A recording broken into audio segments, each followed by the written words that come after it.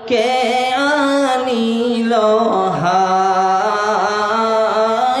কে জালালো high.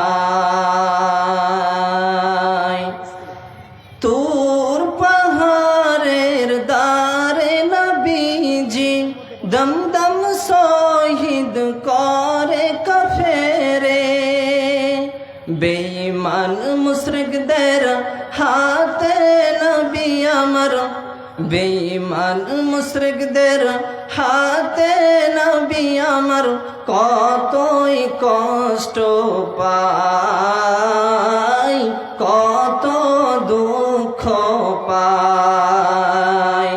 মদিনাতে মধুর বাণী কে আনিল হাই, কে জালালো হাই। হাসান হুসাইন দুই ভাই তারা, হাসান হুসাইন দুই ভাই তারা, মোর নবীজির কলিজার পিয়ারা, শহীদ কারবালায়, শহীদ কারবালায়। মদিনাতে মধুর বাণী কে আনিল হাই, কে জুড়ালো হাই। উপস্থিত আমার পার্শ্বে উপবিষ্ট যোগ্যতম চলমান সভার যোগ্যতম সভাপতি ও ওলামায়ে কেরামগণ, আমার সামনে উপবিষ্ট অত্র এলাকার বিভিন্ন এলাকা থেকে আগত ইসলাম দরদি ভাই ও বাবজি আমার, এবং আমার ডান পার্শ্বে বসে থাকা অবলা সরলা সেনহমা ও ভগ্নিগণ আমার, সর্বাগ্রে সর্বপ্রথমে সেই মহান সত্তা আল্লাহ তাবারক ওয়া তাআলার স্তুতি আদায় করি। তাই সকলে উচ্চ স্বরে বলি আলহামদুলিল্লাহ। শান্তি অবতীর্ণ হোক আমাদের শেষ নবী, নবীকুলের শিরোমণি ইমামুল আম্বিয়া, যিনি হলেন ইসলামের হিতাকাঙ্ক্ষী লাস্ট পারফেক্ট নবী মুহাম্মদুর রাসূলুল্লাহ। সকলে বলুন সাল্লাল্লাহু আলাইহি ওয়াসাল্লাম। বাবজান ভাই আমার, এই কারবনা পশ্চিম বিলপাড়া এসেছি জালসায় আজকে প্রথম। অনেকেই হয়তো চিনতে পারছেন, অনেকেই পারেন না। তো সময় খুব সংকীর্ণ, তাই আপনাদেরকে তেমন কিছু বিবরণ দিতে পারবো না। যতটা সময় দিয়েছেন এই সময়ের মধ্যে অহংকার সম্পর্কে কিছু আলোকপাত করব ইনশাআল্লাহুল আজিজ। ওমা তৌফিক ইল্লা বিল্লাহ, আলাইহি তাওয়াক্কালতু ওয়া ইলাইহি উনীব। খুব ধৈর্য সহকারে শুনবেন এবং বিবেক দিয়ে বুঝবেন, কাজে বাস্তবায়িত করার চেষ্টা করবেন ইনশাআল্লাহ। আল্লাহকে সাক্ষী রেখে বলছি, আপনি ধনবান হবেন, হবেন, এতে কোনো সন্দেহ নেই। তো আমি আর এদিক ওদিক না করে স্বয়ং আমার বক্তব্যের দিকে ফিরে এলাম। অহংকার মানব জীবনের এক জঘন্যতম অপরাধ, জঘন্যতম স্বভাব। এই অহংকার মানুষকে একদিন এমন রাস্তায় নিয়ে যাবে, এমন পজিশনে যে দাঁড় করবে যে এই অহংকার আমাকে আপনাকে চূর্ণ বিচূর্ণ করে দেবে। এই অহংকারের কারণে আমি আপনি জান্নাত থেকে বঞ্চিত হয়ে যাব। কেন? আমি আপনি মানুষ, আল্লাহ আমাকে আপনাকে মানুষ রূপে সৃষ্টি করেছেন। আমাকে আপনাকে রব্বুল আলামিন तमाम নিয়ামত দিয়ে পরিপূর্ণ করে দিয়েছেন। তারপরেও আমরা আল্লাহর শুকরিয়া আদায় করি না, আল্লাহর নাফরমানি করি। আমরা যদি একটু বড় হই, ধনমানওয়ালার মালিক হই, গাড়ি বাড়ি করতে পারি, তাহলে এই অহংকার আমাদের মধ্যে চালু হয়ে যায়, অহংকার চলে আসে। তো এই অহংকার মানব জীবনে এক জঘন্যতম স্বভাব, অপরাধ। এই অহংকার যার মধ্যে থাকবে সেই কোনোদিন কামিয়াব হতে পারবে না।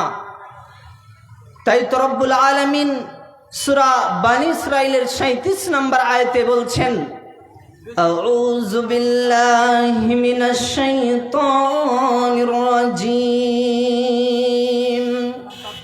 ওয়ালা তামশি ফিল আরজি মারহান ইন্নাকা লান তাখরিকাল আরযা ওয়ালান তাবলুগাল জিবালা তুলা।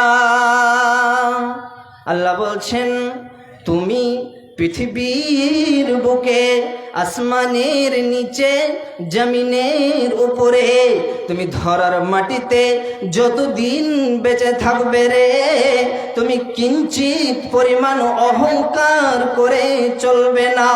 এই অহংকার করে তোমার সাজবে না। এই অহংকার করে তুমি আমার জমিনকে ধ্বংস করতে পারবে না। তুমি অহংকার করে এই সমগ্র আসমানকে ধ্বংস করতে পারবে না।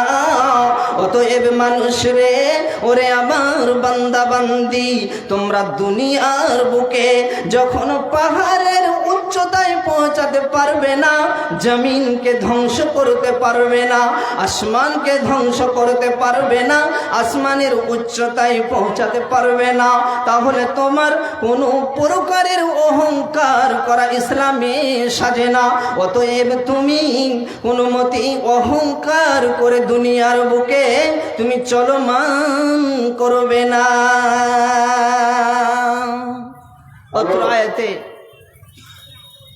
যারা ভলেন্টিয়ার আছেন, আপনারা ভলেন্টিয়ারের কাজ একটু শক্ত হারে ধরেন। রাস্তা জাম করে দিয়েছে, রাস্তা থেকে লোকজনকে স্টেজে থেকে পাঠান। অবশ্যই আপনারা যতটি ভলেন্টিয়ার আছেন, আপনারা নিজে নিজে ডিউটিটা পালন করেন এবং রাস্তা জাম হয়ে গেছে, রাস্তা জামটাকে ছুটান। আর দিলাওয়ার হোসেন, আপনি স্টেজে আসেন। দিলাওয়ার হোসেন, আপনি স্টেজে আসেন। সালাম আলাইকুম। বলছিলাম অনেক রাত হতে চলেছে, আপনারা এদিক ওদিক না থেকে স্টেজে চলে আসেন। এই এলাকার মধ্যে প্রথম জালসা, মনোযোগ দিয়ে জালসাটা শুনুন। অনেক বক্তা আমাদের হাতে আছে। প্রধান বক্তা মাওলানা হাবিবুর রহমান সালাফি এবং কাটিহারের মাওলানা নুরুল ইসলাম ফাইজি এবং বাটরা মাদ্রাসার একজন শিক্ষক মাওলানা বদরুদ্দোজা আল মাজাহারি, তিনজন বক্তা আমাদের হাতে আছে। আপনাদের ধৈর্যের উপরে তাদের বক্তৃতা। আসসালামু আলাইকুম। বলছিলাম, অত্র আয়াত থেকে বিবরণ দিচ্ছি।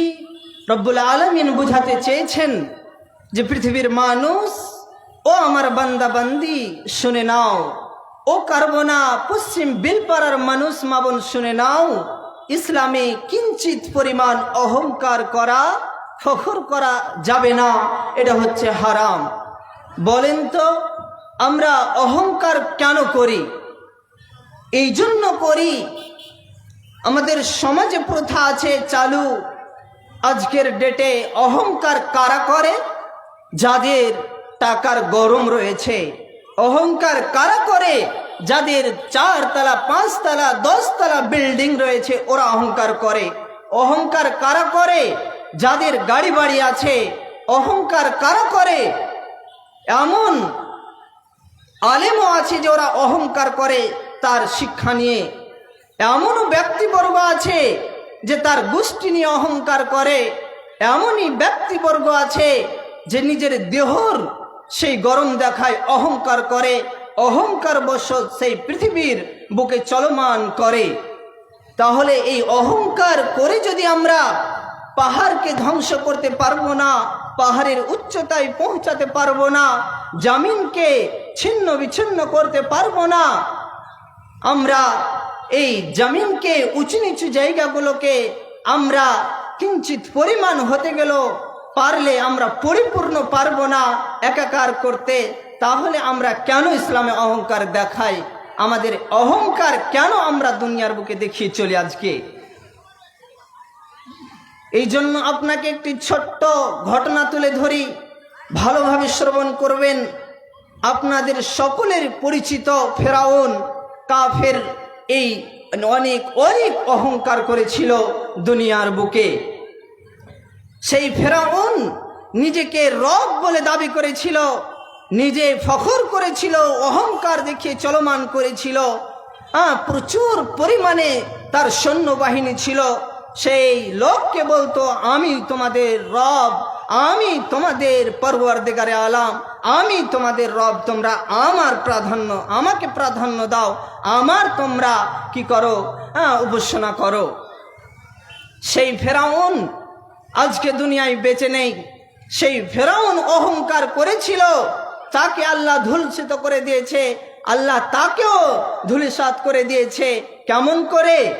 যে সময় হযরতে মূসা আলাইহিস সালাতু ওয়াস সালাম, ফেরাউন যখন সেই মূসার সৈন্যবাহিনীদের দিকে তেড়ে আসছিলেন আক্রমণ করার জন্য, মারার জন্য, তাদেরকে কাতাল করার জন্য, এবার মূসা তার সৈন্যবাহিনীকে যেন নিয়ে ছুটতে আরম্ভ করেছেন।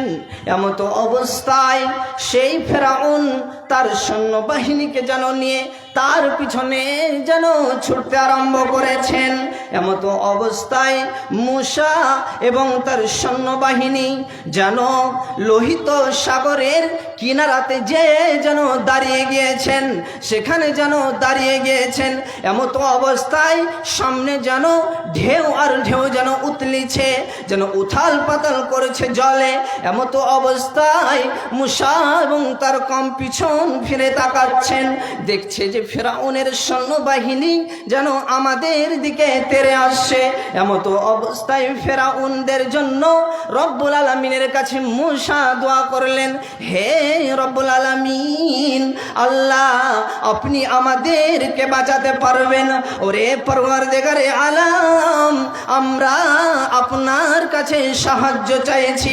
আল্লাহ রে, তুমি আমাদেরকে এই ফেরাউনের হাত থেকে বাঁচিয়ে দাও।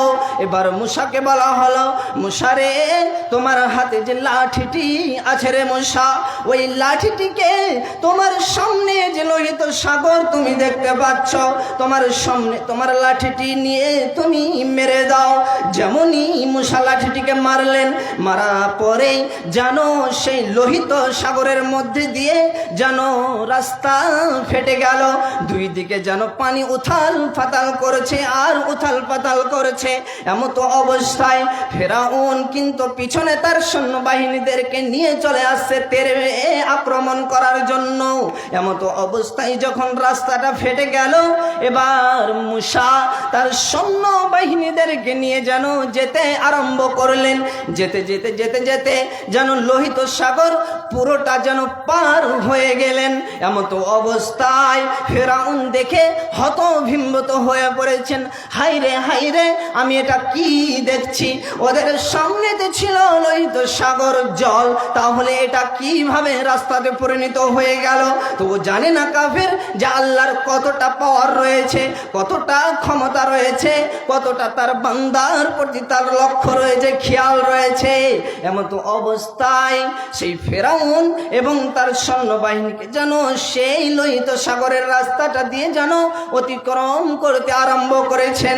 যেমনই সেই মধ্যস্থানে গিয়েছেন, আল্লাহর অর্ডারে আল্লাহ বলে দিলেন, ও জল রে, তুমি যেমন আগে ছিলে কুন ফায়াকুন, আবার তুমি সেই রকম হয়ে যাও। আর যেমনই রব্বুল আলামিন বলা, পানি যেন দুই দিক থেকে এসে যেন সেই রাস্তাটাকে ঢেকে দিলেন। আগে যেমন ছিল তেমন যেন হয়ে দাঁড়িয়ে গেলেন।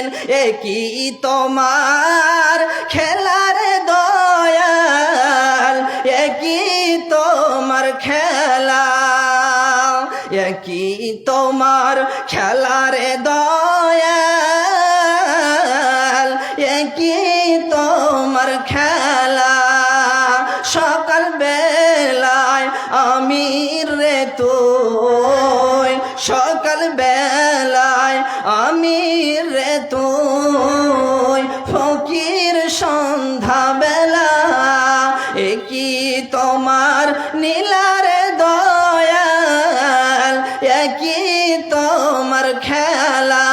অতএব বাবজান ভাই, ওরে আমার মা বোন, ইসলামে যেই অহংকার করেছে তাকে ধূলিত হতে হয়েছে, ধূলিসাৎ হতে হয়েছে। দুনিয়ার বুকে জামিনের উপরে অহংকার করে কেউ বাঁচতে পারেনি। নমরুদ বাঁচতে পারেনি, ফেরাউন বাঁচতে পারেনি, আর বড় বড় জালেম বাঁচতে পারেনি, আবু জাহেল বাঁচতে পারেনি। সকলকেই দুনিয়া ছাড়তে হয়েছে। আল্লাহ ওদেরকে এমন মারবে, আল্লাহ ওদেরকে পার্সোনাল আযাব নিয়ে বসে আছে। ওরা কখনোই ধারণা করতে পারেনি বা পারবে না যে এতটা আমাদের প্রতি আযাব দেওয়া হবে। বাবজান ভাই, আপনি কি ভাবছেন অহংকারটা কতটা খারাপ, কতটা ঘৃণিত জিনিস বুঝতে পারছেন? যে ফেরাউন নিজেকে রব বলার পরেও এবার আল্লাহ তাকে সমস্ত ক্ষমতা দিয়েছিলেন কিছু কিছু। কেন? আল্লাহ বলছেন, বান্দা, আমি পৃথিবীর বান্দা বান্দিকে আমি কি করি, ছেড়ে দিই, কিন্তু ছাড় দি না। একদিন আমার হাতে যখন সেই পাকড়াও হয়ে যাবে, তখন সেই বাপ আর মা বলে জানোয়ারের মতো চিৎকার করতে হলেও করবে, কিন্তু তাকে আমি ছাড় দেব না। তবে তার আগেই সাবধান হতে হবে, এটাই আমি বুঝাতে চাইছি। তাহলে দেখলেন ফেরাউনকে আল্লাহ ডুবিয়ে মারলেন সেই লোহিত সাগরের মধ্যে, তার সৈন্যবাহিনীর ডুবে গেলেন, দুনিয়া ছেড়ে চলে গেলেন। তাহলে সেই ফেরাউন আবার অহংকার দেখাতো যে আমি একজন রব, আমাকে তোমরা মানো। বলেন তো, ওই ইসলামে সব চাইতে কাফের, বড় কাফের, সব চাইতে ইসলাম বিরোধী হচ্ছে ফেরাউন। সেই ফেরাউন এখন কোথায় আছে? সেই মিশরের মাটিতে তার লাশ আছে।